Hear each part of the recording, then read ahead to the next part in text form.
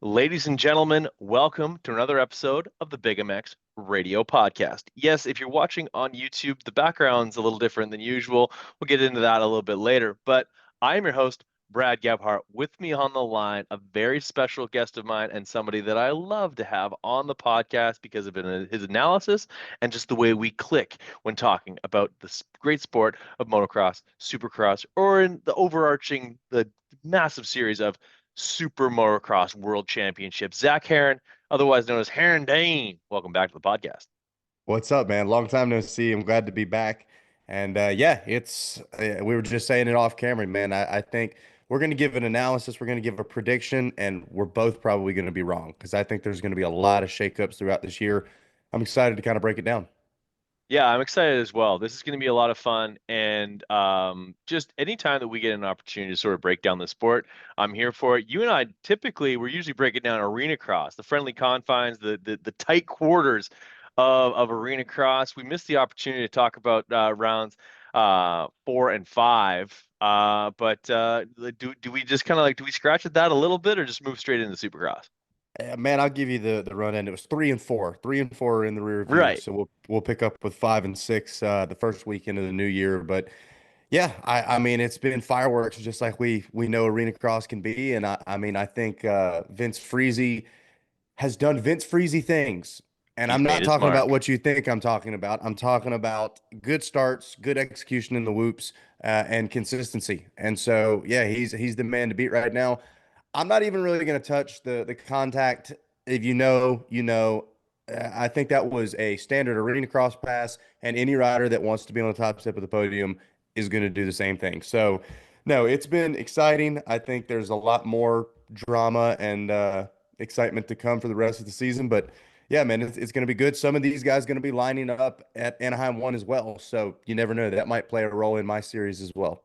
It certainly will. Yeah, it's all going to come together. So I'm really excited about the 2025, and I can't believe we're at 2025 Crazy. already. First of all, feels like 2020 was like 8 minutes ago. That's now half a decade in the rearview mirror.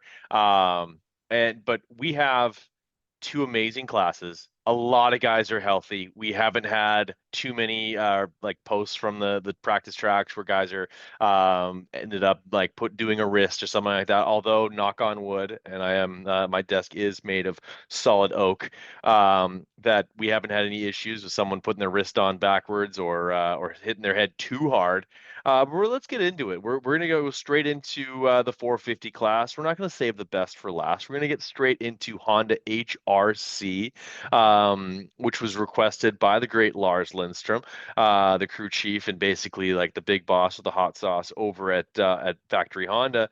Because there's a lot of other podcasts out there, Zach, that would make you wait to the very end in order to get to the Lawrence brothers. We're not those guys. We're going to go straight into it, and the analysis is going to be as crispy as my 2025 or 2005 KX252 stroke. So, moving straight into Honda HRC, it's Jet Lawrence, it's Hunter Lawrence. We have brothers racing in the 450 class. This is the second year. This is a new motorcycle. But we have a defending champion. He's going to have the number one on his motorcycle all season long. Yeah, no more rookie mistakes from Jet, right? No more rookie mistakes, but does that mean no more mistakes? It's one of those. I think with Jet, it's a situation where when you're at the top, there's nowhere else to go but down. And so all of the analysis that I've seen of them, the criticisms, they're extreme, right? If you're not on the top, then you're quote unquote failing, if you will. You're going backwards. And so Jet's in a tough spot. I know it's obvious, it's clear that he thrives under pressure, but yeah, he's going to be the guy for all of 2025. And we've, like you said, got a lot of healthy competitors that I think are chomping at the bit a little bit this year Gotta be. more so. I mean, we'll touch more on it, but Eli Tomac, he said he feels like he's in a better position this year than he was last year. Cooper Webb, obviously, we've seen him really firing in the offseason, which is not typically when we see Cooper Webb showing everybody what's up. So maybe that's going to get him fired up. I think It's going to be tough. And we got to touch on Chase Sexton as well. I think he's probably the guy with the biggest bone to pick with the number one right now. And so, yeah, I think it's going to be interesting. And what's so funny is you could tell me that Jet's not going to have any of those mistakes. He's going to, I'm not necessarily going to say perfect, but he's going to dominate both seasons and walk away champion in both series again. And I got to say maybe. I like that's not something where I can be like, you can't say that it's 100% a possibility, but I don't necessarily think that it's a probability. I think we're going to see the sport elevate to Jets level a little bit. We've seen the technique kind of start to even change of those top riders throughout the last few years. I think it's going to be he's going to have his hands full. And one of the riders that I think has got to be in the discussion now to bring the fight to Jet is his brother, Hunter Lawrence. He's arguably my rider to watch. I think seeing the comfort that he got at the end of SMX last year, I heard it in another podcast to think that he missed a main event at the first race in Supercross and then was holding the red plate at one point at the end of SMX. That's about as much growth as you can get. So, yeah, I think it's going to be interesting. I think a lot of the tail of the season starts in those first two races. I know everybody says, hey, it's a slow season. They've got to build into it, but I think the momentum and the drive throughout the whole season, man, those guys that have the first two bad races, they're deflated for the rest of the season. I know they're trying, but it's just things just don't seem to build on their side. Whereas those guys that start strong, even if they don't always find themselves on the podium, they're inside that top five, they stay in the fight. So I got big expectations for both of the Honda guys. I know their team obviously has been working very hard. I think the closeness of the brothers and it being essentially a family there at HRC is going to help with the new bike because I think there's going to be a lot of open communication. But yeah, we're just going to have to wait and see. I know they've been working really hard since those off-season races, making some tweaks and hopefully dialing things in a little bit more, but only time will tell. Certainly, and that's why we race these races. When it comes to the Lawrence brothers, for me, I see a lot of similarities to not only Jeremy McGrath and the fact that he wins a lot of races, but Jeremy McGrath had a sort of a calming factor, that sort of bass drum behind it all that kept him grounded, kept him moving forward, and the sights set on where it needs to be. And that was Jack McGrath. Now we have Darren Lawrence. Now that Yep. he is the spoon that stirs the drink over at the Lawrence compound. He is a no nonsense guy. He's a hardworking individual, and he expects professionalism from both of his sons. And that's honestly, I think, has been the linchpin to both of his sons enjoying the amount of success that they've had to date. And I think that's why they're going to continue to enjoy a lot of success. The fact that you're going to have a lot of races this year that have not one but two Lawrence brothers on the podium is honestly, it's a lot to contend with because, like, essentially, like if they both get great starts, if you're one of the racers that's not on that team, it's essentially a two-headed monster. You have Yep. two guys who they very really understand how to ride together. They're used to riding in tight formation. They take care of each other. They race each other extremely clean, and honestly, I really like their off season. I like what these guys have been able to do. They've done a few of those off season races. They were obviously very successful in the very first time that Australia wins more across the nations. Congratulations to them. And then they go ahead and they race Paris, they race Oz and then it's done.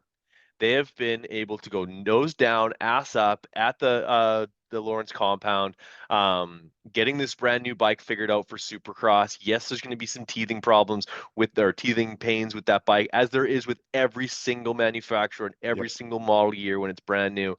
But I still think they're going to be able to tackle that with stride. And here's the thing when it comes to Honda. If you have riders that are open-minded to making those changes, there is not a team with a bigger budget or more resources to put the proper motorcycle underneath you. So if you have a rider who's willing to work with the team, you're with guys like Lars Lindstrom, guys like Shane Drew, that's a recipe for success. They've got a lot of great people over there.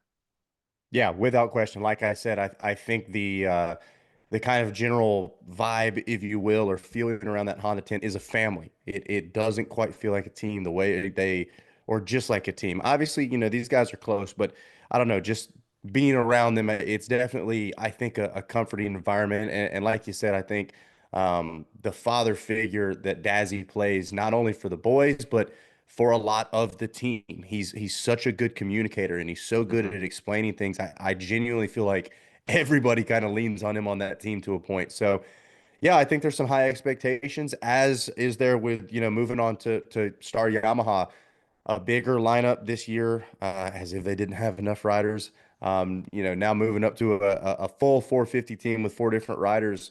I think these guys are fired up. I'll put it like that. I think Eli As Tomac, they should Cooper be. Webb, yeah, I think they are really looking to come out swinging. They kind of, based off of what I've heard about Bobby Reagan, he's got a little bit of a man. I want to show them. Like he's got a cockiness, but it's like I want to show you that we are better than you. I want to beat you. Not just we're going to go out there and do the best. I want to win, and I think that's something that we've obviously seen the success that Cooper Webb has had under the Star Empire before. I think he's a little more comfortable. It seems like I do. Like we said, those off-season races aren't usually where we see Cooper shine. He Mm. seems to be very comfortable. Eli Tomac, we've seen him chirping with some people back and forth on social media. Some clips have been You don't see posted. that a lot. I think someone Yeah, must have that's grabbed Eli's phone. I don't yeah, know, that's man. rare. And so I like Getting it. into the holiday sauce a little early and just Who knows, man? But I'm feeling it. And so yeah, I hope he carries that same kind of yeah, what's up, bravado type attitude into A1, and they're going to need it. I mean, I think the target right now is on Jet Lawrence, deservingly so, and these guys both have felt the pressure of being the targeted rider before, and they probably envy that feeling a little bit for Jet because the best guys want that target. So we'll see. And then, you got to talk about obviously Christian Craig. And then I think Justin Cooper is going to have a lot more solid rides as well. I think in both indoors and outdoors, we saw him make some big steps forward, really start to. I personally think it's a bit of a belief thing with Justin.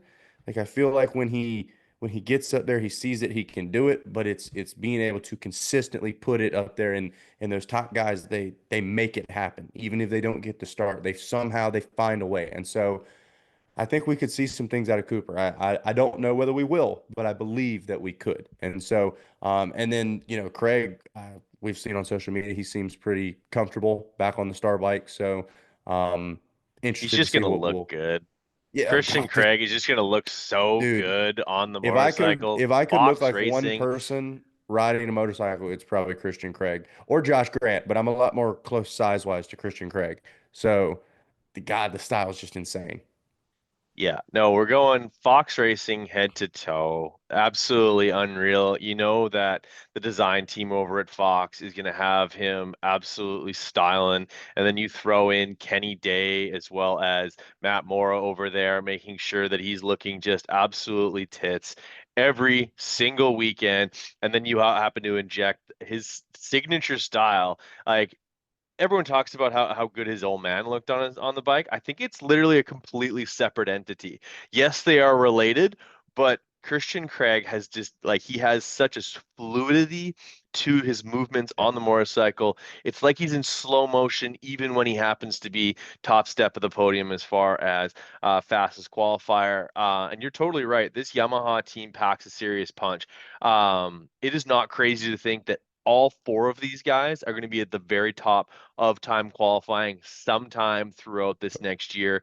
And honestly, somebody who might be at the top step more frequent than the other three is Justin Cooper. That guy can throw down a Yep. heater like no tomorrow. Will he turn that into successful heat races, and end up on the podium more often than not in the main events? That's yet to be seen, but. Honestly, the first step is going faster in qualifying. That's how you get a good gate pick. That's how you're able to get good heat race results, and that's just going to bleed into the rest of your weekend. So I'm really excited to see what we're going to get from Justin Cooper.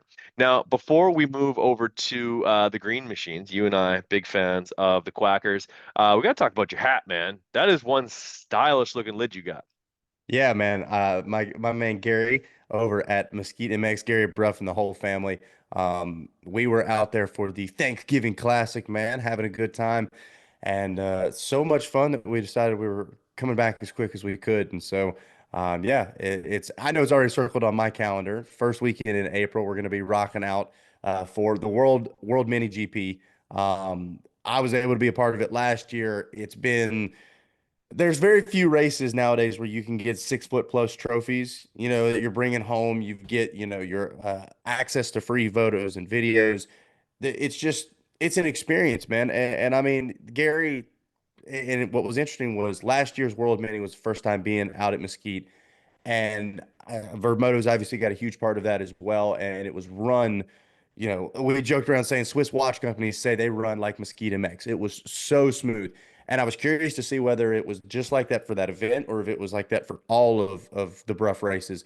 And man, the Every Thanksgiving day, was, twice on oh Sunday. my gosh, it is beautiful. You come into the property, Thursday or Friday, and you know exactly what time you're lining up on Sunday. You know exactly what is going on for the whole event, and And it's you're gonna get your track time. yes, yeah, and it's not like a shortening of anything. You don't get gypped. There's no lap cutting. There is absolutely no shortcuts taken whatsoever. And so, yeah, if you're in the Mesquite area, if you're not in the Mesquite area, this is one of those ones where I say it's worth the trip. It's an event. It's a spectacle.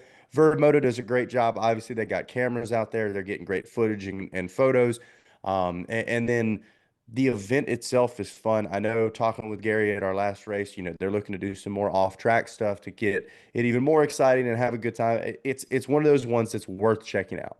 Yeah, no, for sure. When you go to a Verb event, you're going to end up in front of a camera owned by somebody who has filmed with the likes of James Stewart, Yep. Ken Roxon, uh, Carson Brown, you Yeah. name it. If they've had a Red Bull logo on the side of their helmet, those guys have filmed with them, and then you're going to end up in front of their lens. And then yeah, at some point, Crane is going to edit it and end it up on YouTube. But yeah, it's pretty exciting to be able to be a part of that. I have been putting a bug in the ear of not only Gary but also Brent Stallo over at Verb. I've got a verbal thumbs up.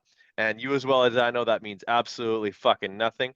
But we are gonna do our best to be in attendance for the 2025 World Mini. I'd love to be there. And if Verb West is watching this, then I think he already promised to chug me off. So we need to make that happen. Let's move straight into the green machines. Let's talk about Kawasaki's. That like I'm gonna let you take the floor on this because you own a current Kawasaki. I have the Kawasaki's from yesteryear. You are the authority. Yeah, I guess if the 2023 edition is the most recent, then yeah, Still I'll open for take the floor. contingency, I believe. I believe so. If I ever raced, maybe I'd get some. But yeah, I think it's going to be an interesting season for Kawasaki, and I think anybody that doesn't say that is kind of lying. I do think there's some question marks. We all know Jason Anderson is a more than capable rider. I think the level, like we talked about, has had to have raised just a little bit. I think things are having to be done to match the pace of Jet. We see how fit people like Chase are. We see just the things that are required now for consistent success. And you have to wonder whether or not Jason Anderson is taking those risks or not. And I'm not criticizing, I get it. He's done a lot in this sport.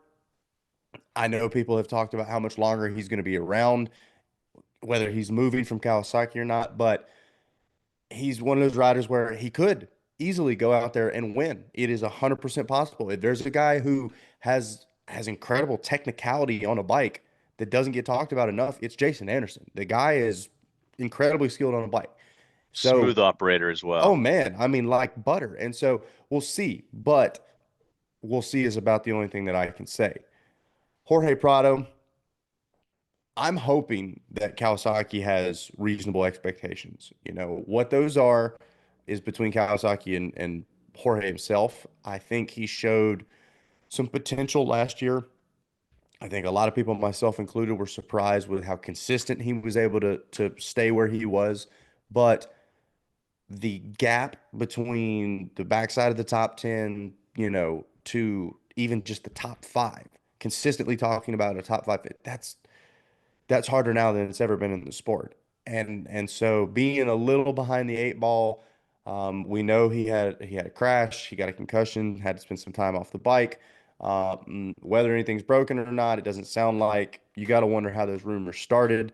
But banged up or not, you know, concussions are serious.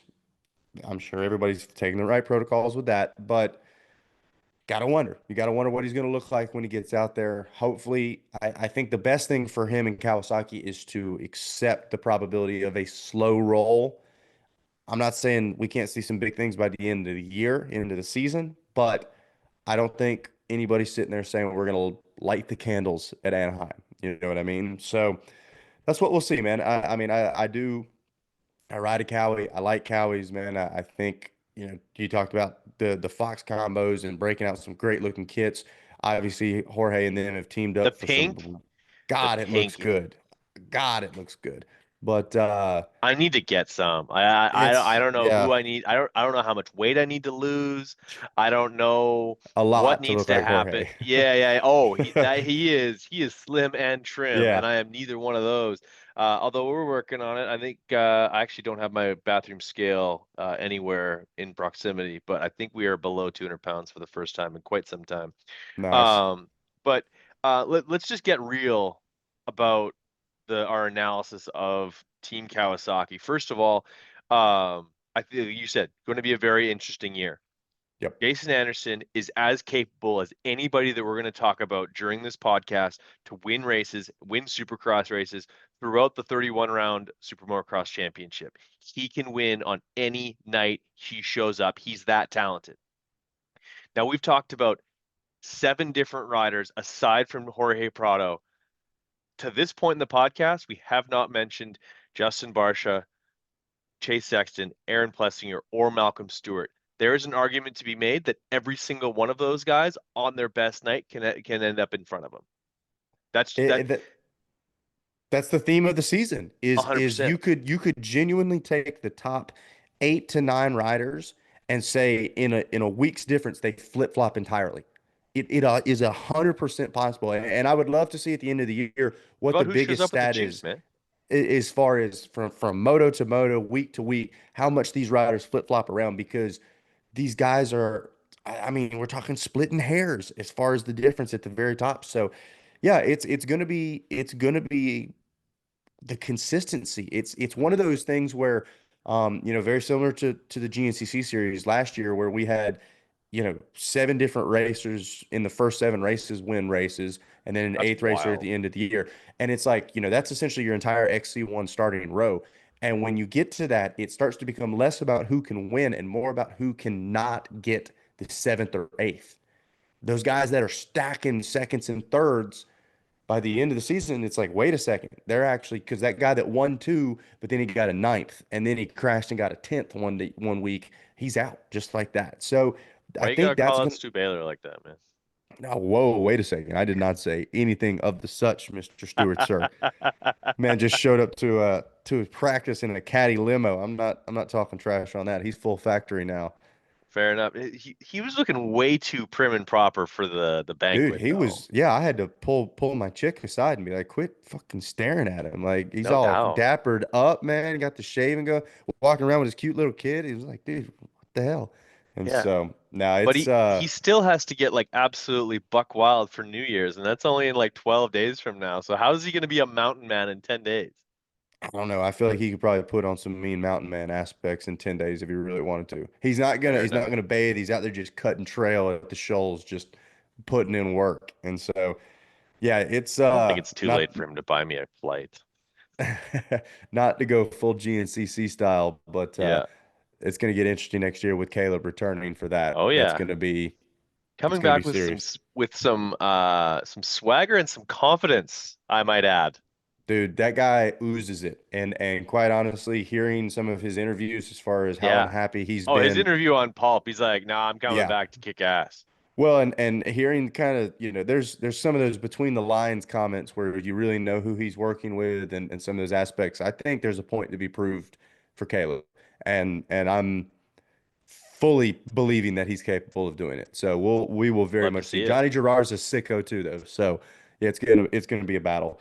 Speaking of Gerard, the KTM group, we'll jump to them next. Let's do it. Obviously, Chase Sexton and Aaron Plessinger, very friendly face duo, man. Crowd loves them. Both these guys, absolute professionals. Aaron Plessinger, I think I would love to see Aaron do well. I think we've actually seen Aaron improve over this last 2 years or so to where he's grabbed some wins and I don't know that anybody saw that coming. And so I don't know. Maybe we see the number seven get there and show what he's capable of, making it all the way to the end. I think he's had some flashes early, but it's the middle part of the race, bringing it all the way to the finish that he's got to get better on.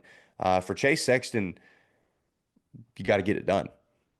I mean, I don't really think there's any other way to put it for Chase. He's at a point where he needs to show what he's got. He needs to get back into the fight. Um, we've obviously heard the talks of how happy he is with the bike and the training and everything like that. And it's so hard to tell because what you see publicly and then you can trust 20% of what you hear privately. And so yeah, excuses, problems, whatever. Chase Sexton's got to show up. Chase Sexton's got to make something happen. And like I said, first 2 to 3 races, he's got to strike. He's got to keep Jet within sight, and he can't start letting this thing inch away from him because the margin for error is smaller now than it's ever been. So I think there's some expectation for Chase Sexton. I think there's a lot of reasonable hope for Aaron Plessinger as far as I easily could see him getting on podiums regularly, but I'd love to see the Cowboy on top. So yeah, that's what I got for the Orange Brigade. What are you thinking? Um, Honestly, I think both these guys are poised to have really, really good seasons. Unfortunately for Chase, a really, really good season might not be satisfying for him. And that just speaks volumes to what he expects from himself and also what he's capable of and what he knows he's capable of. We've already talked about some extremely talented individuals on this podcast so far. He is certainly one of them. I see him as the leader of team of the Orange Riders, the KTM factory Red Bull Racing over there. I think I actually feel bad that there is going to be probably a lot of turmoil in and around some of the autograph signings. I'm sure there's gonna be some stupid fans that ask about like the financial stability or the Yeah, like what are you guys gonna do down the road? Like they're yeah, going racing. yeah, Like the corporate financials of the peer group has nothing to yeah. do with how things are running for Chase Sexton and Aaron Plessinger. I actually do think it's kind of interesting the dynamic that Chase Sexton is now going to have Jay Dungy as his race mechanic, which would, of course, was Aaron Plessinger's mechanic for the better part of a couple of years there.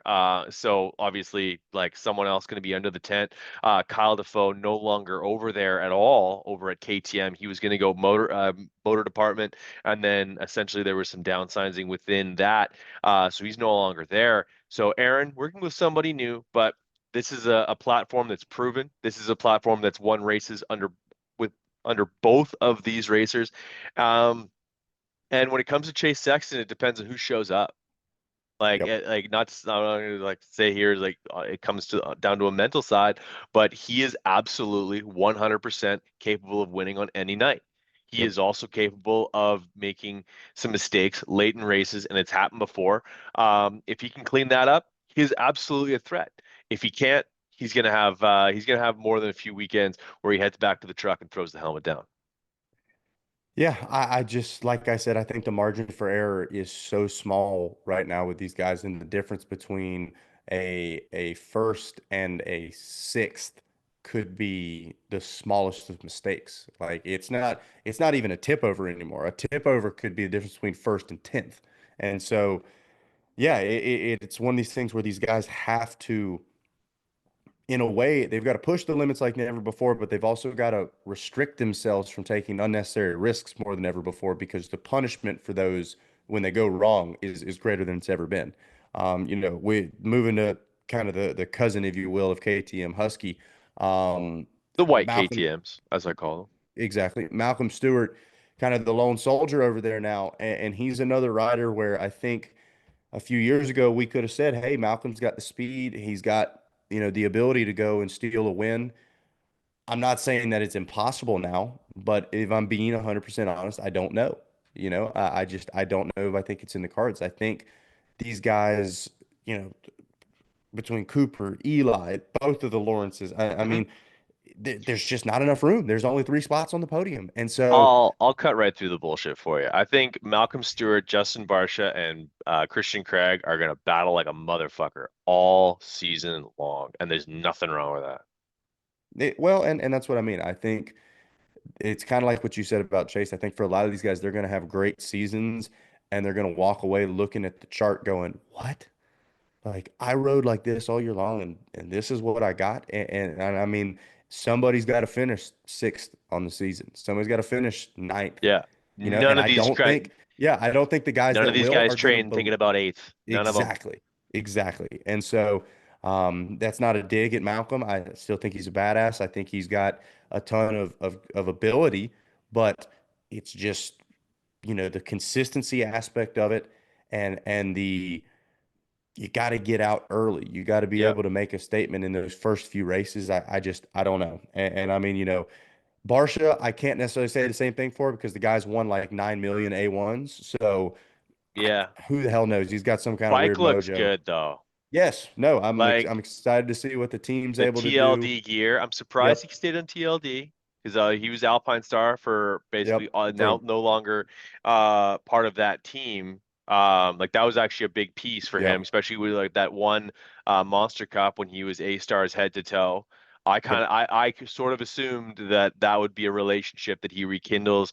Clearly, budgets are allocated over at Alpine Star with the Lawrence brothers as well as Tomac and Anderson and Sexton for that matter. Although they also have Jorge Prado. Yeah, they're stretching it thin. Although they sell a lot of boots, racing kits, and everything else on top of that. Um, we haven't talked about Suzuki. I was literally just putting it in my notes right now. I'm like, wait a second. Yeah, wait a minute. I'm Hold the like, where's phone. Ken Roxon at? Hold on. We Yeah. how long have we gone into this podcast? Way too long before we talk about the German. Well, Ken yeah. Roxon, the guy is an absolute stud. He is fucking timeless. Can we just go Yep. ahead and say that?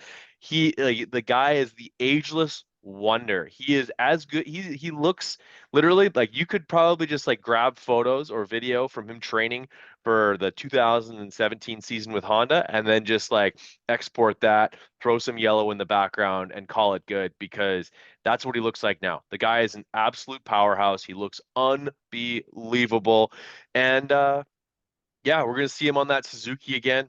Uh, Hep Racing or Hep Motorsports slash PMG. Those guys, like the Pipes Motorsports Group, they do an amazing job prepping that motorcycle for him. He has kind of carte blanche as far as how he'd like the bike to be, as much as they can give that to him, and they do exactly that. Yeah, Ken Roxon, the '94. What do you expect? People are going to think that it's a Suzuki joke, and it's not. But the guy's got to be comfortable on the bike. You know what I mean? Like, there's no toying around with settings. Maybe little things here and there, but there's got to be an element of peace. And Ken is another one of those guys where he's very mental. I almost want to say to a spiritual level. Like he's talked multiple times about being at peace and how when his mind is calm, he's able to do what he needs to do. And I think this environment really seems to give him that. He's able to, do what he needs. I think he's got maybe a little bit of a chip on the shoulder, a point to prove to show what was. I think he's him and Eli both, I think, are kind of the lone guys where we're like, man, we want to show the kid that we're still here. Yeah, Cooper's a little bit younger than both of them, I believe. Maybe more on that older side as well, but these guys Well, still have got. Cooper actually also turned pro late. Like he was Yeah, like and that's 20. what I mean. I'm not sure Yeah, that exactly was what the age there. gap is A there. moto They couldn't all go can. by without someone mentioning that he went to college for like probably like two classes. Yeah, yeah, and so I think it's I mean, who doesn't like I college think girls? hey, college was fun. I enjoyed it, There you but go. I think we could see some big things out of Ken. I don't know if I'm being honest. I haven't heard a ton as far as how he's feeling at the test track, how things are going. He I'm just came sure. off a World Supercross championship, Well, but that's the busiest off season known to man. yeah. Well, and yeah, I mean, I was just about to say that doesn't necessarily transfer to off-season things going well, but with him, there's not really anything to change. So it's like the ball just keeps rolling, Mhm. and so I think to the point of the World Supercross Championship, he's got this swagger back. You know what I mean? And old Suit Kenny, dude, that was a level of swagger the sport hadn't seen for quite a while. And so, yeah, who knows? I think. I'd love Would for you him to call bring would the you call suit him the back. spoiler? Would you call him the guy that's not talked about enough that has Oh, the potential to absolutely. be there on the big end? I don't just mean steal a The win. two guys that Like, are most slept on this list is Cooper Webb and Ken Rocks. yep, That that's that who like my by other guy was. far. Yep, Like the yep, guys who are doubted the most and capable also of the most yep, are those two athletes. And they also happen to like they tangle every once in a while, which is yeah, always fireworks. I'm yep. here for that. They both have got. It's not a cockiness; it's a confidence, man. They know who they Yeah, are. They know what they're capable of, and they're not going to take shit from anybody. And I for like sure. that. So, No, they both have um, that attitude of like, yeah, tell me I can't do it. hey, I'm part Tell German and I'm me. from North Carolina, man. I love them Yeah. both. I'm all Oh, about it. hell So, yeah. Hell yeah. You're a nice little mixture there. yep, exactly. Before we get off of the KTM group, like everything we said about Malcolm Barsha echoed. I'd say it's fair, besides maybe a Yeah. stronger first race. Yeah. Like if I'm like out of those two, Yeah, if if I'm I'm gonna say picking who's out gonna of those start two, yeah. faster, and also like I don't know, like I like watching Justin Barsha ride. I like him on a supercross track. He's one of the only guys. Like you know what I really like about Justin Barsha? Press day, he throws whips. When everyone else is sort of trying to shake the bike down, like every time that first of all, if Eli Tomac shows up for press day, he's essentially testing. If he He's shows up for testing. press day, Yeah. it's because he doesn't like his motorcycle and he's trying to work things out. I know that for a fact because I think him and Jelly would just be like basically just like having a full-on test session Yep. on press day. Meanwhile, Justin Barsha is just going like drain bolts like all day. Dude, Justin's he's doing it because he loves it. You know what I mean? Yeah. Like there was a time where Justin was really frustrated and down, and I think between that Troy Lee team Hmm. and obviously like you said, things have changed over there under the gas rig, but I still think that general kind of happiness. I go back to the team announcement that they did. I believe it was either last year or the year before, like the whole sketch where they picked up Ryder D and they did all this stuff. It's like, man, that's a That was cool funny. you yeah, that's a cool unique thing that not really any teams would do, and not a lot of riders would really do that as well. I mean it with respect, but Justin Cooper's not starring in that video. You know what I mean? Like Probably not. But if he did, that'd be funny. it'd be awesome. Like I'd if love it it, like but that video is way funnier with Justin Cooper and Joey Zavacci in it. Like that actually would that be would be great. ridiculous. Yeah, that would be great. But so I think Justin's happy, man. I think he enjoys throwing whips. Like it's Yeah. not shocking. I've seen his drain bolt plenty of times, but I Yeah. never get tired of For it and platinum. never get sick of it. So Yeah. yeah, I mean I think Justin's still got some speed. I just wonder on the long end whether it be a crash, whether it be, a bad night, where things will be at. And we can't forget about the Beta boys. We've got obviously Benny Beta Blossom and Benny. Mitch, Beta Benny, and then Mitchell Oldenburg coming over as well. Both of these guys, curious to see, you think they're battling each other a fair amount throughout the I do season? think that they kind of find each other. I wouldn't be surprised to see the two of them mixed in with Joey Savacci Dylan Ferrandis. We completely forgot to talk about Dylan Ferrandis and all this. Yep. The number 14 on Phoenix Honda will be fast throughout the year. I also predict to see Shane McElrath, who, if I'm not mistaken, will be showing up on an international Supercross team, Mad Parts Kawasaki, Okay. unless otherwise posted. I could be lying about that. But either way, yeah, Shane McElrath will more than likely be there, and he will be most likely gaming the night before and gaming the night after, and have a lot of speed in between. But yeah, if I'm having to pick, if on December 19th, about 3 weeks, 4 weeks out from Anaheim 1, who do I think is going to be the dominant beta rider? The alpha beta, if you mean, if that makes sense. I think it's going to be Mitchell Oldenburg. I really like what I've seen out of Mitchell. We haven't seen him get a full season on a 450 with this level of support. So I'm excited to see it, and I do give the nod to Mitchell. I think he's got a little bit more under the hood. Yeah, And I don't also really, saying that, I hope that motivates Benny to prove me wrong, because Benny's well, got some speed as well. and that's what I was about to say. I just wonder with Benny how much more there is, and by no means in what I'm saying that we have right now is bad. I think he had a really solid year, some good performances, but I don't You can know if say I whatever see you him. want. I don't think he Yeah, listens. well, no, but regardless, I just don't know if I see him moving 3 to 4 spots up, Sure. on a consistent basis. And so Mitchell, we haven't really seen, he's got more of a question mark around him to me than Benny. So, does that turn into more speed a few weeks and then a crash, or does that turn into, consistently right there around Benny? I personally feel like they're going to be battling each other a lot. Um, but I could very much see Oldenburg getting the upper hand. I also could see Benny, more the, I hate to say the tortoise and the hare, but more of the consistent of the two, and comes out on the long end better, even though maybe Oldenburg has 1 or 2 races that he's several spots ahead of Benny. I think maybe he has some races where he's many spots behind him as well. So, Well, in kind of a, so many ways, they're the same guy. They yeah, are yeah, highly absolutely. touted amateur who had a lot of success and have frustrated the hell out of team managers who know they can go faster or stay healthier than they've been.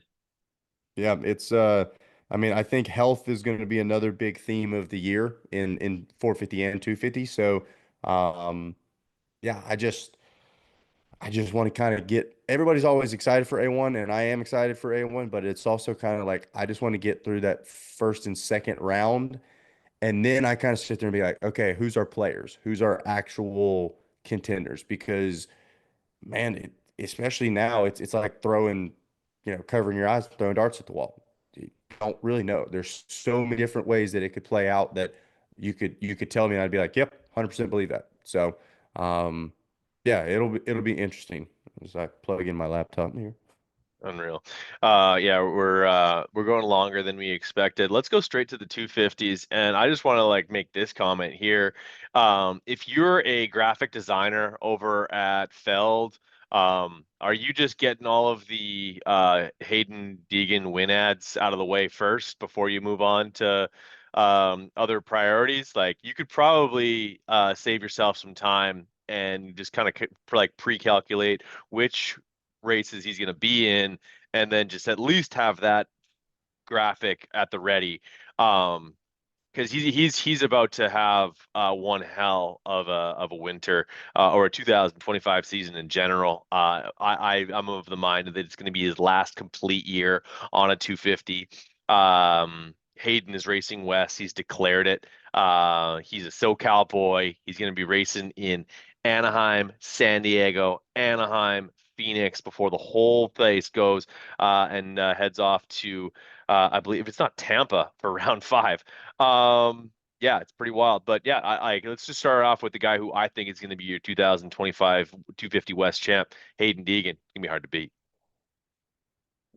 Yeah, what more can you say? I mean, love him, hate him. You're stupid if you That's don't not think going to the stop him kid from is losing, fast as winning. hell. Yeah, I mean, it's just like I am. I love who he is on the motorcycle. I Hmm. love the aggression that he drives with, the attitude. He's incredible in Supercross, but I mean, you know, motocross always holds a near and dear spot to my heart. You know what I mean? And the things that Hayden was able to do outdoors, I think of that one kind of wall that he launched at Southwick, and basically and people were like, he kind of scrubbed underneath Levi, but I don't really know that was a scrub. He was just hanging on for dear life. Like he's just got this ready to die for it type thing that is just, He it's got that so, attra dog in him. yeah, it's so attractive, man. Like you just watch it and you're like, God, like this kid is ready to just throw it all away. And in a lot of ways, people, he's rich, he's spoiled, blah, blah, blah. He's got a lot of things that probably are telling him, hey, you could make a lot of money doing something else, not busting your ass every single day, not risking your life every single weekend. Like this kid wants it. And Yeah. some people say that the guy with no other choice has to really want it, but the guy with every other choice also really has to want it. And so, yeah, I think this is arguably the year of Deegan. I think if he can stay healthy, I think he's got a bulletproof mindset that may be enough to take down the rest of the class itself. Just the mind games in general, the going back and forth with riders on social media, the taking things out of other riders' interviews and then chirping them into his interviews. Like it's beautiful. It is just a masterclass in mental warfare of this sport where it's like, don't get me wrong, these guys are all badasses on a motorcycle, but some of them are a little fragile in the head. Hmm. And Hayden has figured that out and is Oh is yeah, no, just he's gonna fuck you in the mind. he is just poking the whole time, and I love it. He doesn't let them. He's in their head on the track and off the track as well, and that is more dangerous than anything he could do on the motorcycle. So I think Hayden is the guy to beat. Anybody that says otherwise, I don't want to listen to it. I think Levi Kitchen has kind of been the most talked about rider that's been chirping back at him a little bit. They've been going back and forth. I think Former Levi, teammates. And yep, former Levi's teammates. very much I'm gonna let my riding do the talking. Let's Yeah, settle he's this on chill the guy. He's track. chill guy. But then he Yeah. starts, then they start going back and forth a little bit. So something has poked the bear. And the thing about talking smack is it really gets hard to do when you can't back it up. You don't always have to do it. I'm not saying he's got to beat him every single time, but dude, you gotta pass him straight up if you a race or two. You Yes, gotta you sir. gotta you gotta show you're in the fight. And I put that with, I said the same thing about Chance Hymas last year. Joe Shimoda, another rider. I don't think we're gonna get a whole lot of smack talking out of Joe, but these guys they actually have to let their riding do the talking because right now their riding is the thing that makes it easy to talk. So Yep. yeah, I don't I want to say I expect big things out of Levi, but man, I'll be honest, like I look at, the kind of the list that I've got written down, we've got Cody on here, Marchbanks. I just don't know if I see any of these guys really able to take it to Deegan. So yeah, right now he's still my favorite.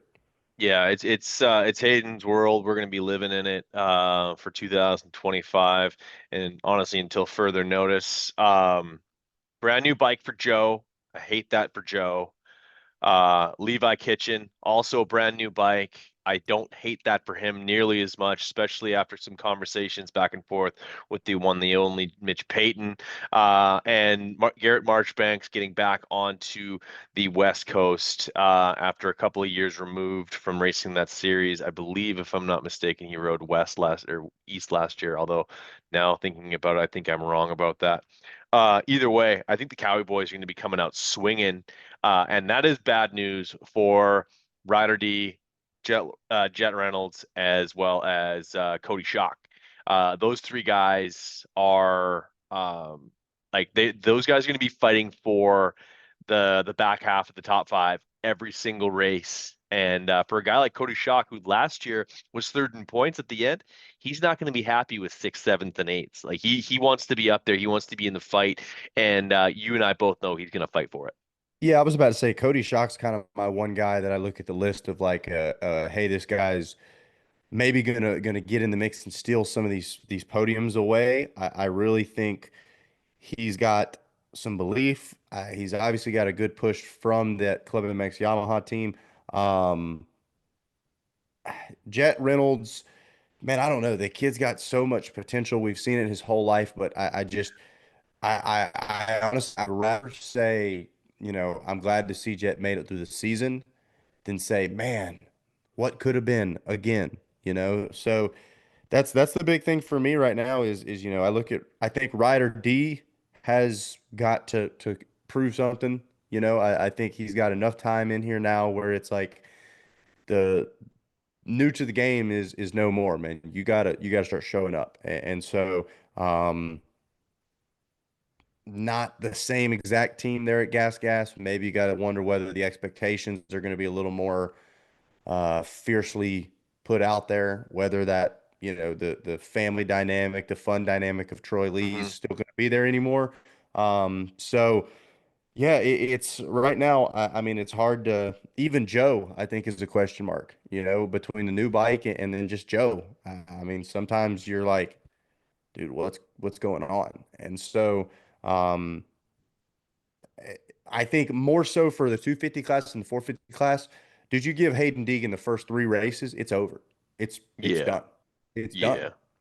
So, these guys have got to show up to A1 and they got to put Hayden on his back. They got to Yeah. make I was him gonna say, fight. of these guys, who's gonna rough him up? Like, That's what I mean. And is and it that's is what it's going Garrett to take Marchbanks because the answer? Garrett Marchbanks is the one where if he gets a good start and Hayden unnecessarily tags him like just to do it in the first couple of corners, Hmm. Garrett's liable to put him in the cheap seats Yeah. because I don't think Garrett gives a fuck. No, Like I think Garrett it's is, like he wasn't yeah, born with any fucks to give. yeah, exactly. So,